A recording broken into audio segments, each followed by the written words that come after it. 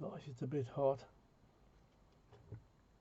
Anyway, we had a committee meeting this afternoon on Zoom of our mathematical society, and originally it had been scheduled for 1400 hours, and then the host had sent us a link for that 1400 hours for that time. But one of our number was not able to make 1400 hours. I expect she had some urgent theorems to prove or something. So she asked the host for a later start. The host consequently emailed us all with a new link and began the message with the words, "Please not start time change to 1600 hours." Well, you can imagine this gave rise to much confusion until we worked out that not should be note. Then all was well. Please note, start time change to 1600 hours.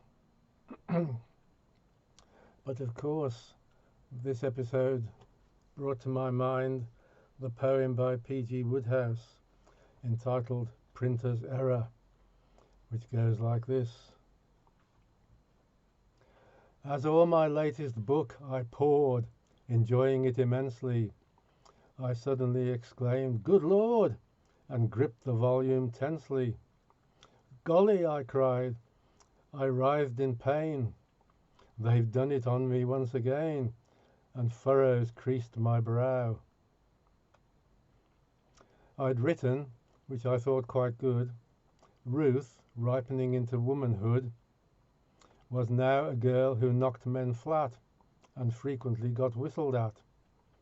And some vile, careless, casual gook had spoiled the best thing in the book by printing not, yes, not, great Scott, when I had written now.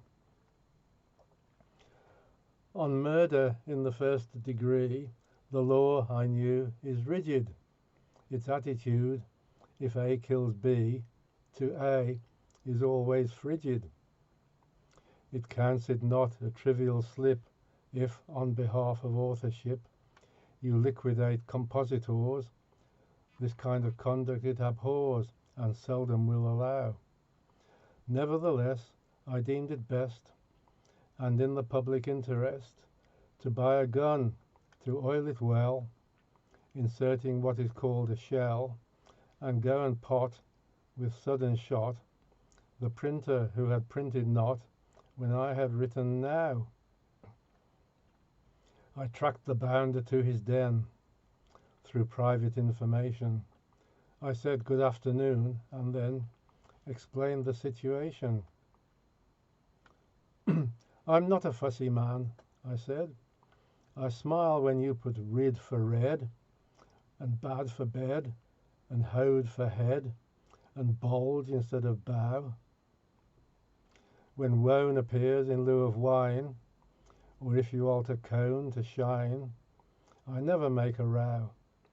I know how easy errors are, but this time you have gone too far by printing not when you knew what I really wrote was now.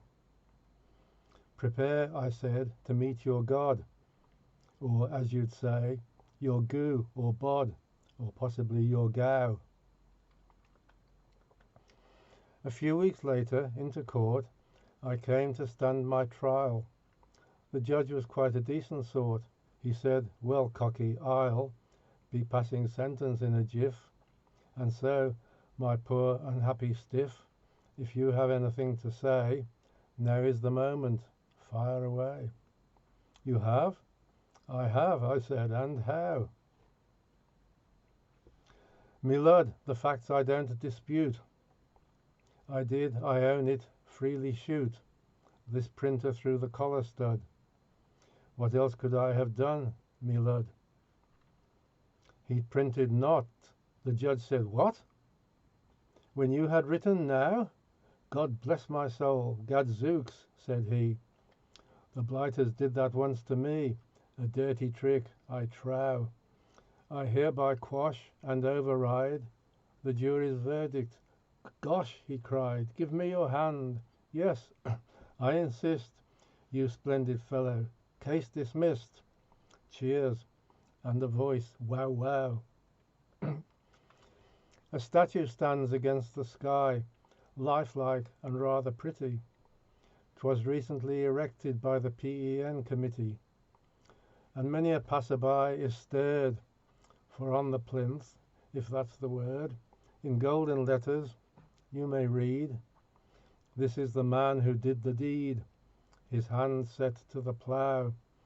He did not sheathe the sword, but got a gun at great expense, and shot the human blot who'd printed not when he had written now. He acted with no thought of self, not for advancement, not for pelf, but just because it made him hot to think the man had printed not when he had written now. The end. Bye bye.